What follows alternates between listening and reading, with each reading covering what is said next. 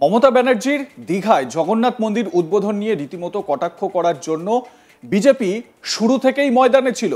তারপর দেখা গেল দলের বিরুদ্ধে গিয়ে বিজেপি নেতা দিলীপ ঘোষ সস্ত্রীক দীঘায় পৌঁছে যান, আর সেই বিষয়টা দল মোটেই ভালোভাবে নেয়নি।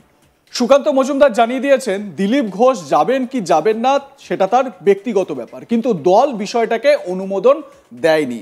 অর্থাৎ দিলীপ ঘোষ যে দীঘার জগন্নাথ মন্দিরে গিয়েছেন এবং সেখানে মমতা বন্দ্যোপাধ্যায়ের সঙ্গে সাক্ষাৎ করেছেন, এটা দিলীপ ঘোষের একান্ত একটা ব্যক্তিগত ব্যাপার।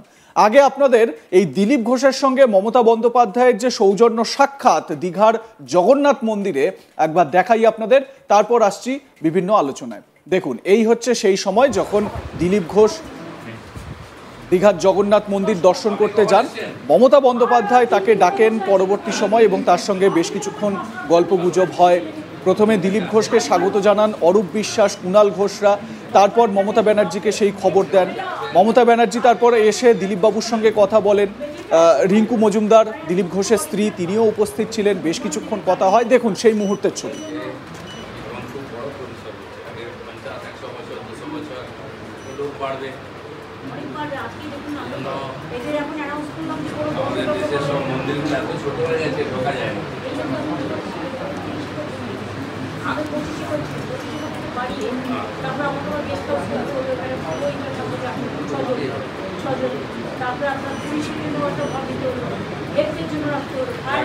আমাদের চিফ সেক্রেটারির নামটাও লেখা থেকে গেল।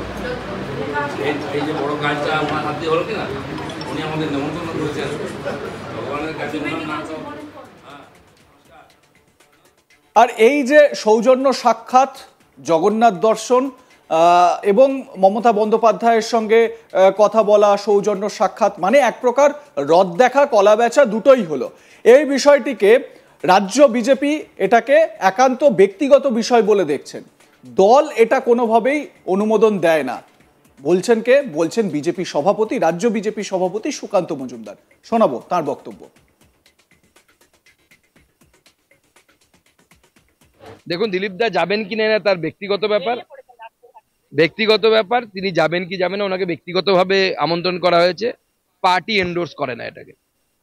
পার্টি মনে করে যখন এক খেয়েছে মুর্শিদাবাদে, পার্টি যেভাবে হয়েছে, যেভাবে জ্বালিয়ে দেওয়া হয়েছে, তারপরে ওখানে যাওয়া মানে আমার মনে হয় ওটাকে ইগনোর করা। সেজন্য আমরা পার্টি থেকে সিদ্ধান্ত নিয়েছি আমরা যাব না, উদ্বোধনী অনুষ্ঠানে যাব না। এখানেই শেষ নয়। সাংসদ সৌমিত্র খাঁ বা বিজেপি নেতা তরুণজ্যোতি তিওয়ারিরা কড়া সমালোচনা করেছেন দিলীপের এই দীঘা সফরের। যদিও দল কি বলল না বলল সেটা নিয়ে তোয়াক্কা করেন না দিলীপ ঘোষ। তিনি বলেন, বড় বড় কথা কারা বলছে? যারা মমতা ব্যানার্জির আঁচলের তলায় থেকে নেতা হয়েছে। নাম না করে শুভেন্দু অধিকারীকে পাল্টা দিয়েছেন দিলীপ ঘোষ, এমনটাই মনে করা হচ্ছে।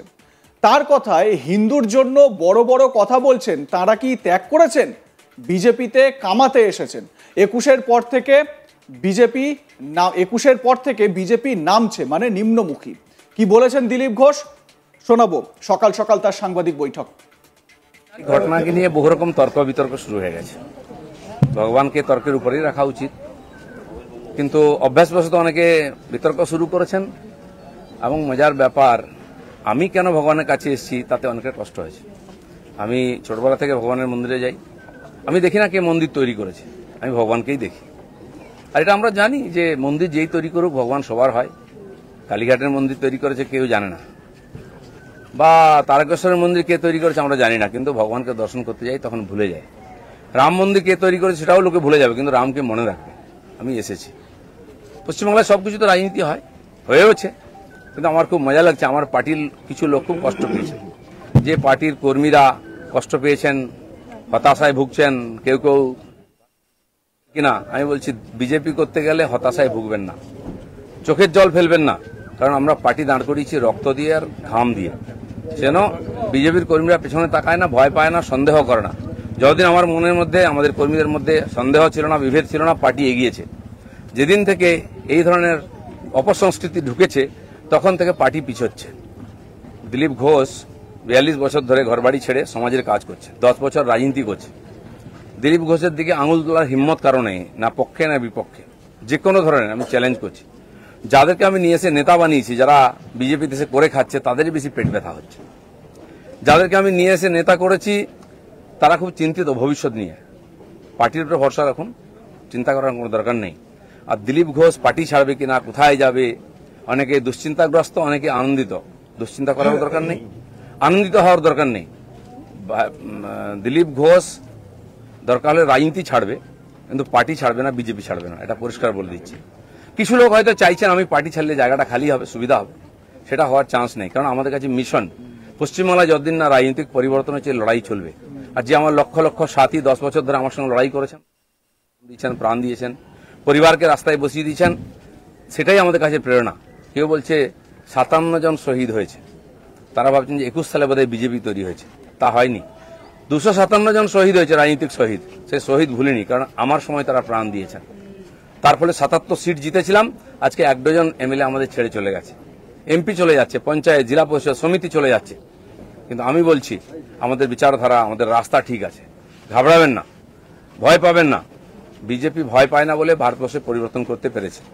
আমরা সেই পার্টির সংস্কৃতি মানি যে পার্টির প্রধানমন্ত্রী অটল বিহারী বাজপেয়ী কালীঘাটে গিয়ে মমতা ব্যানার্জির মায়ের পায়ে হাত দিয়ে প্রণাম করেছিলেন।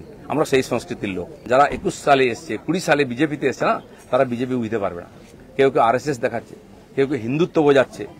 দিলীপ ঘোষকে হিন্দুত্ব বোঝাবেন না। আমার কাটলে গায়ে হিন্দুর রক্ত বেরোবে, বিজেপির রক্ত বেরোবে। বাকিদের গায়ে কি রক্ত আছে আমি জানি না, কারণ বহু জায়গায় ঘুরে এসছেন তারা।